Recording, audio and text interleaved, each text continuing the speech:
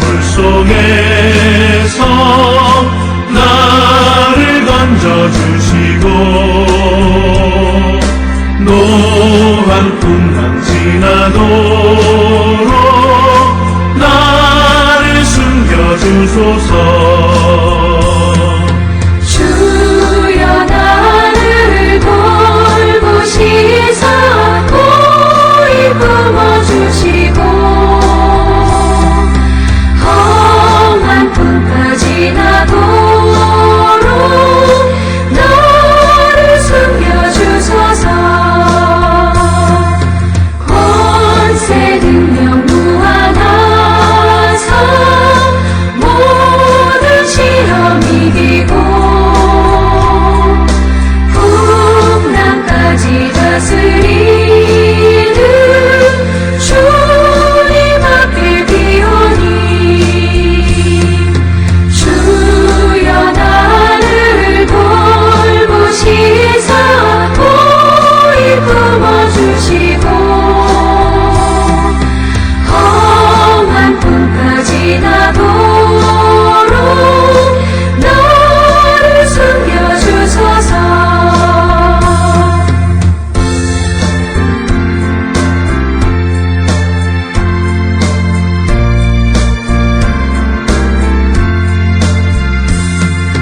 죄악 길에 빠진 이 몸 캄캄한 데 헤매며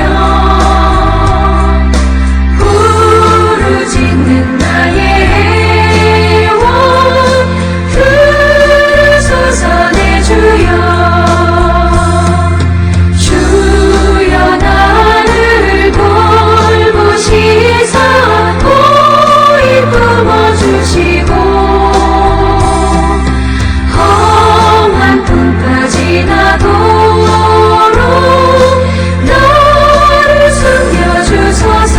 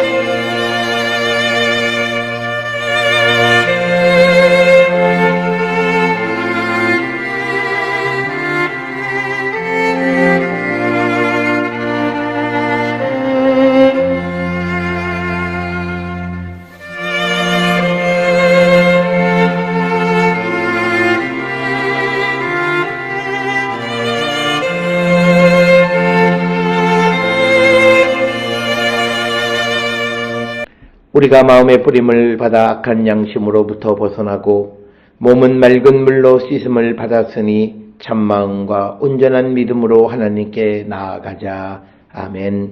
전능하사 천지를 만드신 하나님 아버지를 내가 믿사오며 그 외아들 우리 주 예수 그리스도를 믿사오니 이는 성령으로 잉태하사 동정녀 마리아에게 나시고 본디오 빌라도에게 고난을 받으사 십자가에 못 박혀 죽으시고 장사한 지 사흘 만에 죽은 자 가운데서 다시 살아나시며 하늘에 오르사 전능하신 하나님 우편에 앉아 계시다가 저리로서 산자와 죽은 자를 심판하러 오시리라. 성령을 믿사오며 거룩한 공예와 성도가 서로 교통하는 것과 죄를 사하여 주시는 것과 몸이 다시 사는 것과 영원히 사는 것을 믿사옵나이다. 아멘.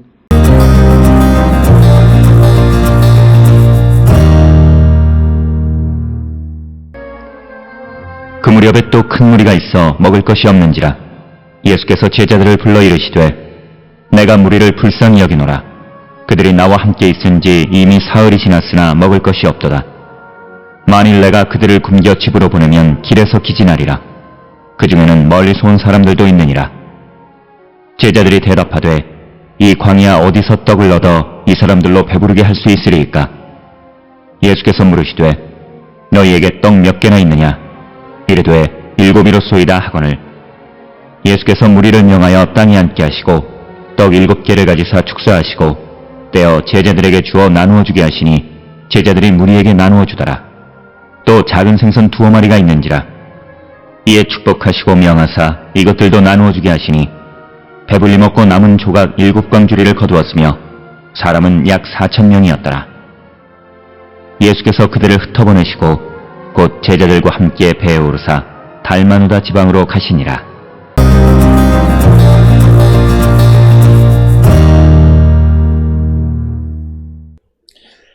오늘 우리가 함께 읽은 마가복음 8장 1절로부터 10절은 4,000명을 먹이시는 사건에 대해 기록하고 있고, 이 이야기는 마태복음 15장 32절로 39절에도 기록이 되어져 있습니다. 오늘 기록되어 있는 이 4,000명을 먹이시는 사건은 갈릴리 호수 동쪽 어느 이방 지역에서 일어난 사건으로 추정되고 있고, 또 몇 가지를 제외하고는 마가복음 6장 30절로 44절에 있는 첫 번째 오병이어의 이야기와 비슷합니다. 그래서 이 이야기를 통해서 많은 이들은 스로보니게 여인과 그리고 두로와 시돈에서 돌아오셔서 갈릴리에서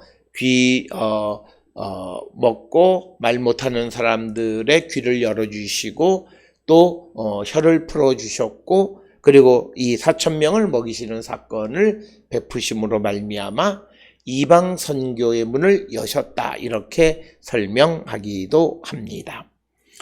오늘 주시는 본문에 1절에 그 무렵에 또 큰 무리가 있어 먹을 것이 없는지라 예수께서 제자들을 불러 이르시되, 즉 오늘 주시는 본문에서 이 사건의 배경에 대한 설명은 전혀 없지만, 그러나 분명한 것은 예수께서 항상 사람들의 필요에 깊은 관심을 갖고 계시는 분이시다라고 하는 것을 우리에게 보여주고 있고, 특별히 2절에 보면 내가 무리를 불쌍히 여기노라 그들이 나와 함께 있은지 이미 사흘이 지났으나 먹을 것이 없도다. 그러니까 백성들이 사흘 동안 먹을 것을 먹지 못했다라고 하는 그런 큰 무리들의 배고픔의 고통으로부터 그들의 문제를 해결해 주시기 위해서 개입하시는 예수님의 모습을 기록하고 있습니다.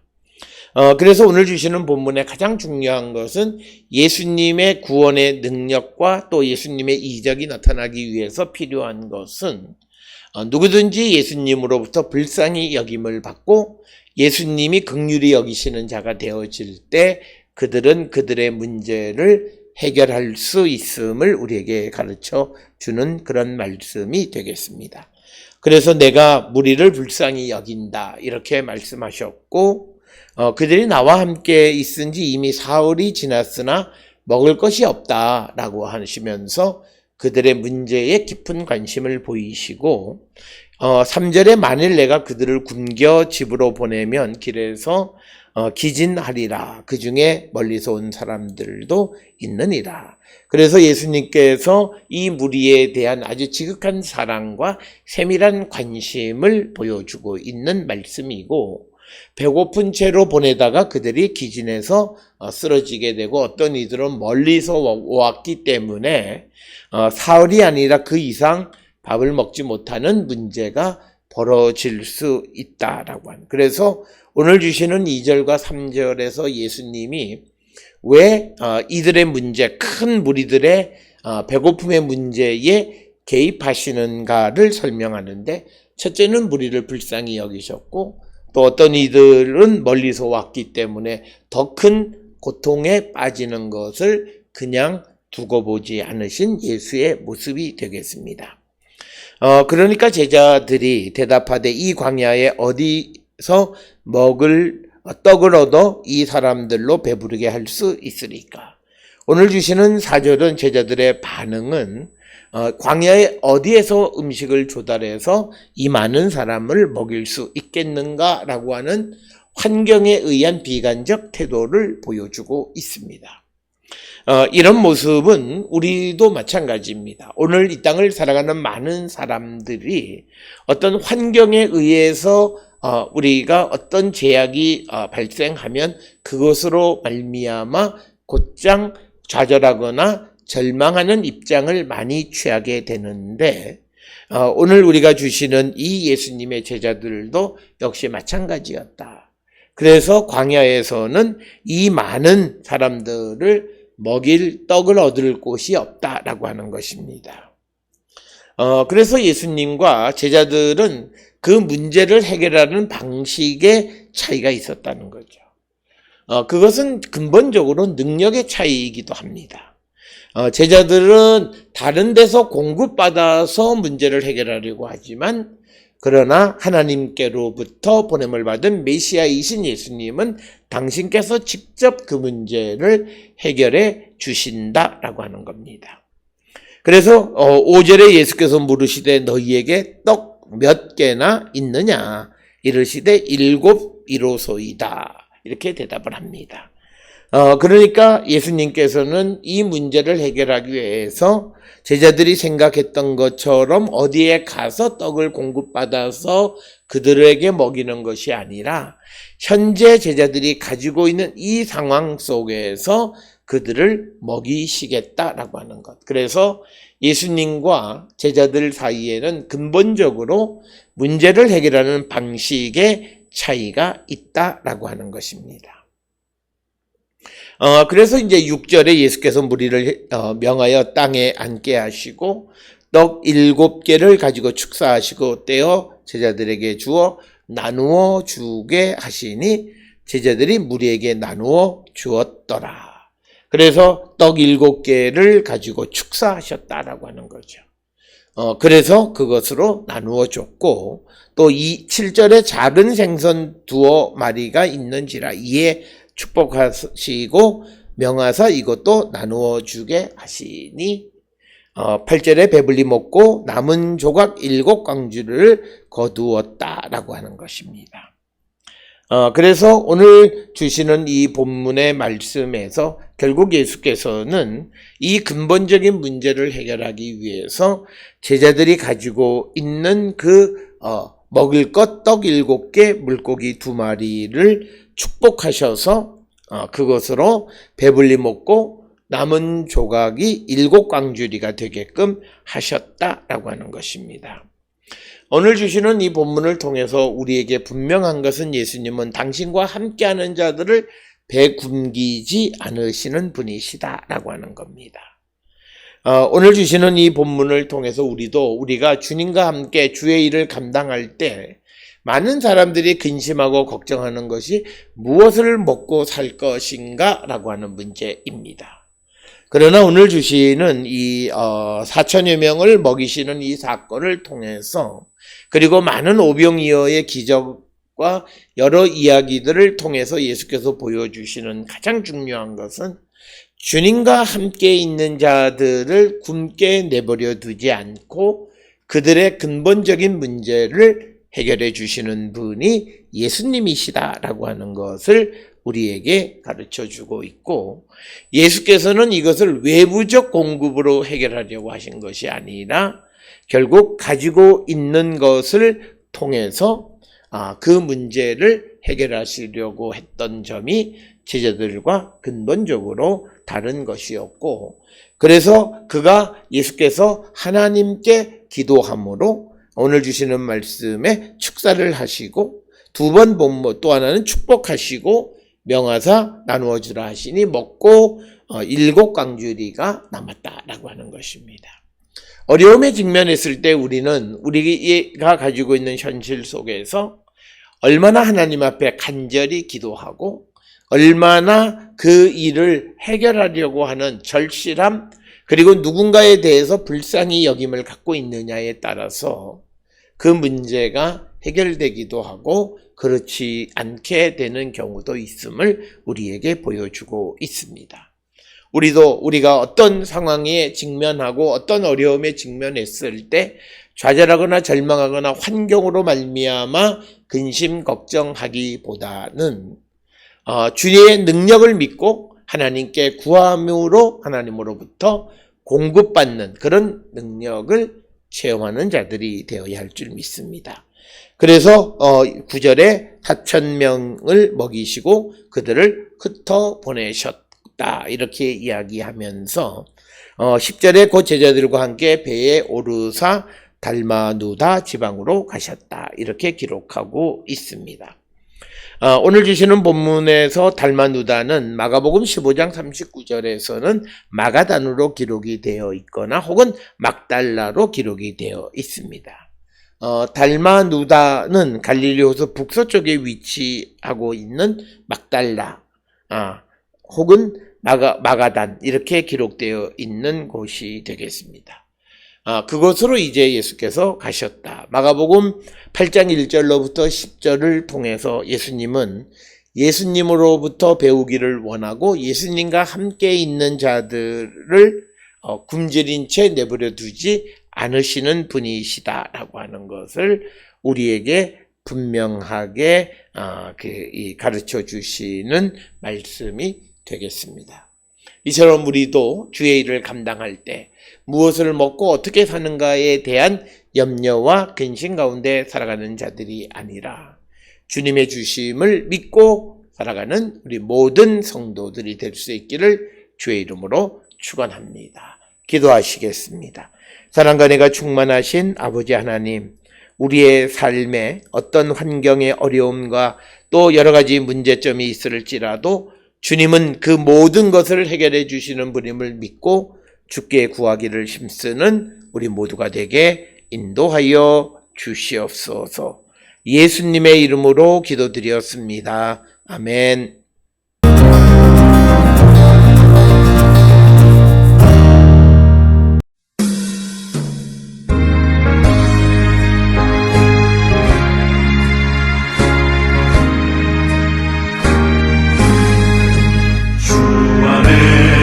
기쁨인데 주 안에 살자 주 안에 평안인데 주 안에 살자 불안이 연기처럼 스며들어도 주 안에 사는 마음 기쁨 넘치네 주 안에 사랑있네 주 안에 살자 주 안에 소망있네 주 안에 살자 거꾸로 성납하도 위로도 주 안에 사는 마음 평화 넘치네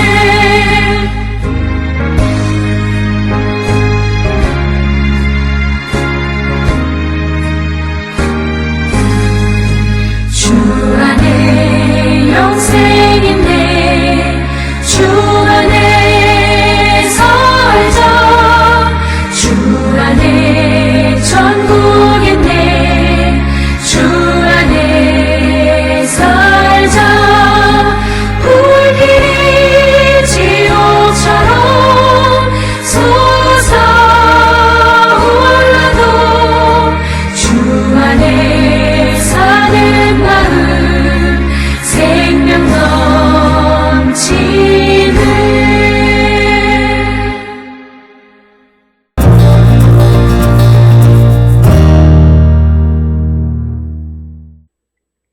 기도하시겠습니다. 이제는 우리 주 예수 그리스도의 은혜와 하나님 아버지의 무한하신 사랑과 성령의 위로 역사 교통하심이 하나님의 능력을 믿고 주님의 채워주심을 믿고 주의 일을 힘쓰는 자 되기를 결단하며 세상을 향해 나가는 우리 모든 성도들 머리 위에 지금으로부터 영원토록 함께 할지어다. 아멘. 주 너를 지키시고 그 얼굴을 내게 돌리시어 장평화를 그 얼굴을 내게 돌리시어 내게 주의 은혜 쓰라 주 은혜 그 크신 은혜